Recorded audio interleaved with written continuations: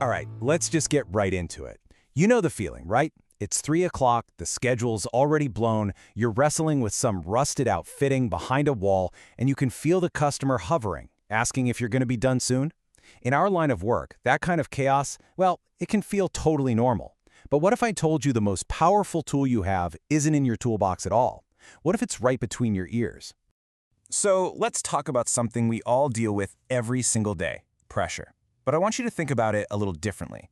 This isn't just a bad feeling you have to suck up. No, it's a real, actual professional hazard. It affects your safety, your quality, your bottom line, everything.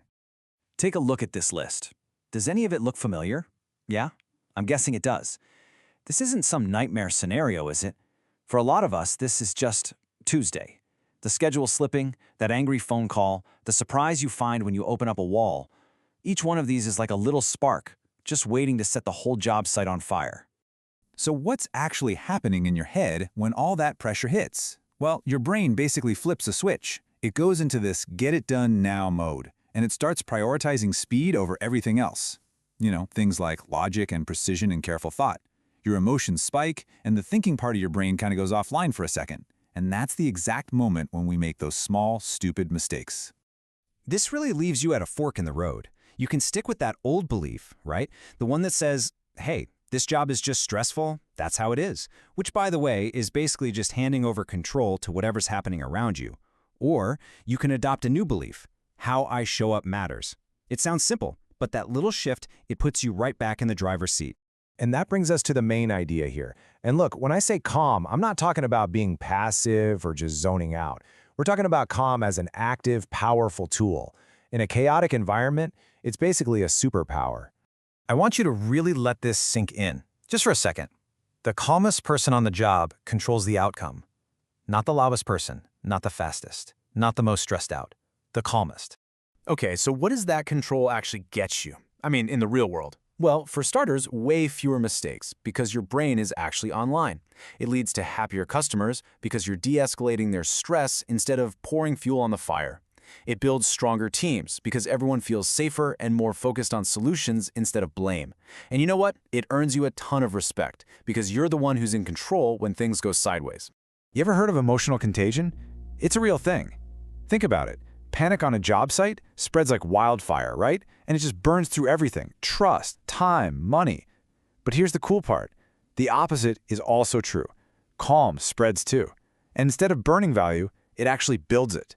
And this, right here, this is the most important point I'm going to make. Calm is not a personality trait. You aren't just born with it or not. It is a behavioral skill. It's just like learning to sweat a pipe or use a multimeter. You can learn it and you can get better at it with practice. All it takes is awareness, these little things called micro-pauses, and repetition. That's it. All right, so we've talked a lot about the why. Now let's get our hands dirty and talk about the how. We're going to break down a super simple, totally actionable technique you can literally start using today. I like to call it the 3-second skill. The whole process is just a simple 3-step stack. First is awareness. You've got to catch that emotional spike right as it's happening. Second is the pause. You intentionally stick a few seconds of breathing room in there. And third is an intentional response. You get to choose how you act instead of just reacting on instinct. It's that simple. Catch it, pause it, choose it. Okay, so step 1, awareness. How in the world do you catch the spike? You have to learn your body's own early warning signs. Do you clench your jaw? Do you feel your shoulders creeping up to your ears? Maybe you notice you start talking way faster, or your breathing gets all shallow. The second you recognize one of those physical cues, you've just taken the first, most important step. And here's a little pro tip for you. And trust me, this thing works like magic. The moment you feel one of those signals, just say to yourself, silently in your head, I'm activated. It sounds silly, but just by naming the feeling, you create this tiny little gap between you and the emotion. That little bit of space, that's where you get your control back. You're not in it anymore, you're observing it.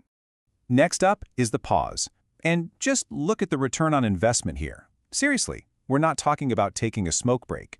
We're talking about 3 to 10 seconds. That's it. Taking that moment for one slow breath can be the difference between a simple fix and a 10-hour callback. 10 seconds now can literally save you 10 hours of headaches later. And finally, step 3. This is all about responding with intention. So you've noticed the spike, You've taken your pause, and now, before you say or do anything, you ask yourself this one simple question. What outcome do I want in the next 5 minutes? That question flips your brain from that reactive, fight-or-flight mode back into strategic mode. Do you want to win the argument, or do you want to solve the problem? Okay, so let's put this into practice. I want to walk you through how these two different paths, the reactive path versus the calm path, play out in a few scenarios that I'm sure you've seen about 1,000 times. First up, the upset customer. We've all been there. The reactive way is to get defensive, right? Start over-explaining, rushing, and that just makes them even more upset. The calm approach? You pause. You acknowledge their feeling first. A simple, I can see this is frustrating for you, works wonders. And then you calmly walk through the options. You're not just fixing the thing, you're fixing the situation. Scenario 2. You find something unexpected. The reactive pro sighs, gets visibly frustrated, maybe starts blaming the tools or a bad part. The customer just sees chaos. But the calm pro? They just make a neutral observation. Okay, so this is a little different than we expected. And then they immediately pivot to solving the problem with the customer.